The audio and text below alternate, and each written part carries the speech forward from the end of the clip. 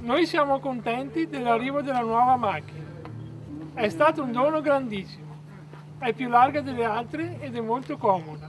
Una piccola festa al CEOD, il centro occupazionale operativo diurno di Paese, per l'arrivo di una nuova automobile che renderà più facili gli spostamenti di chi partecipa alle attività della struttura. Questo regalo ha decisamente rivoluzionato la loro vita, perché le uscite fanno parte della loro attività, però è chiaro che un mezzo così comodo che permette di uscire tutti insieme decisamente è stato un grandissimo regalo. L'acquisto del nuovo mezzo è stato reso possibile grazie all'interessamento della Fondazione Veneto Banca. Tramite le nostre antenne sul territorio, che sono i responsabili delle nostre filiali, piuttosto che i contatti che abbiamo con la comunità, riusciamo a intervenire con interventi concreti a favore del sociale. L'arrivo della nuova automobile risolve un problema che si riproponeva ciclicamente. Si andava un po' a chiedere in prestito i mezzi ad altri servizi sempre ULSS, che però anche questi appunto hanno necessità di utilizzare i loro, quindi la cosa era molto difficile, a volte purtroppo abbiamo dovuto rinunciare a delle gite, spostarle eccetera. Uno dei primi viaggi del nuovo mezzo sarà a Vieno in provincia di Verona per il soggiorno estivo. È bello,